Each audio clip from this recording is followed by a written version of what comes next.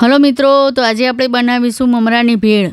તો મમરાની ભેળ બનાવવા માટે જો મેં અહીંયા ટામેટો કેચઅપ લીધો છે, લીંબુનો રસ લીધો છે, પછી અહીંયા ડુંગળી લીધી છે, ટામેટાં લીધા છે, કોથમીર, લીલા મરચાં લીધા છે, પછી અહીંયા સેવ મમરા લીધા છે। જો મોરા, અહીંયા મેં મોરા સેવ મમરા લીધા છે। અહીંયા ચણા ચટપટે લીધું છે, આ ચણાની દાળ લીધી છે અને આ મેદાની પૂરી લીધી છે। તો ચાલો આપણે ભેળ બનાવવાનું ચાલુ કરીએ।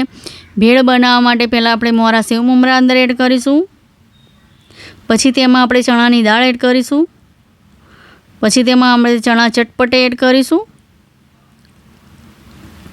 અને આ બધી સામગ્રીને આપણે મિક્સ કરી નાખીશું। આ રીતે જો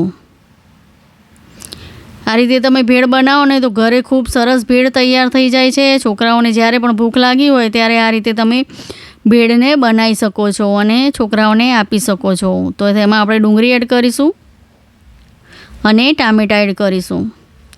તમને આ વિડીયો અને આ રેસીપી સારી લાગે તો મારી યુટ્યુબ ચેનલને લાઈક, સબસ્ક્રાઈબ અને શેર જરૂરથી કરજો। કમેન્ટ કરીને મને કહેજો કે તમને આ ભેળ કેવી લાગી।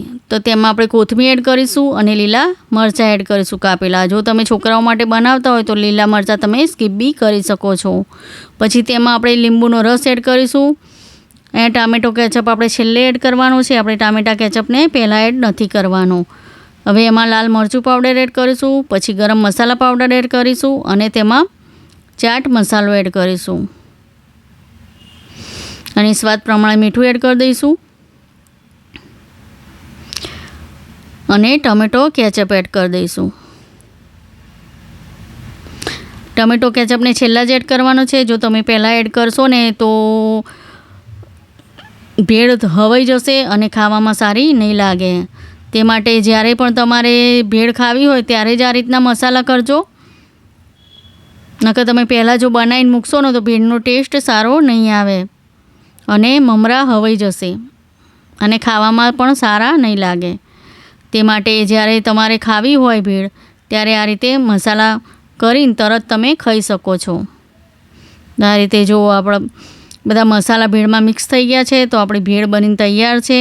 તો જુઓ કેટલી ટેસ્ટી અને સરસ ભેળ બની છે। તમે બનાવી જોજો અને ખાઈ જોજો, પછી તમને ખબર પડશે કે કેવી ટેસ્ટી ભેળ આ તૈયાર થાય છે। તો જુઓ અહીંયા ભેળ આપણી તૈયાર છે। તો અહીંયા જો આપણે પૂરી ઉપર ભેળ મૂકી દઈશું। તમારે આ રીતે ખાવી હોય તો તમે આ રીતે પણ ભેળને ખાઈ શકો છો। આ રીતે તે પણ તમે પૂરી ઉપર એડ કરીને આ રીતે પણ તમે છોકરાઓને આપી શકો છો અને ખાઈ શકો છો। જુઓ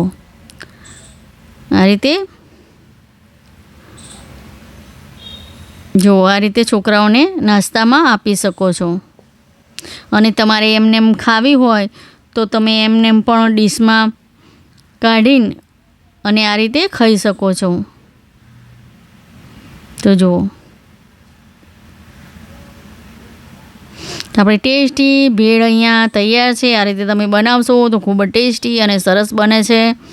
જો તમને વિડીયો સારો લાગે તો મારી ચેનલને સબસ્ક્રાઈબ જરૂરથી કરજો। તો બધાને મારા તરફથી જય મા લક્ષ્મી અને જય શ્રી કૃષ્ણ। તો જુઓ ટેસ્ટી ભેળ આપણી તૈયાર છે। તો મળીશું હવે બીજા વિડીયોમાં।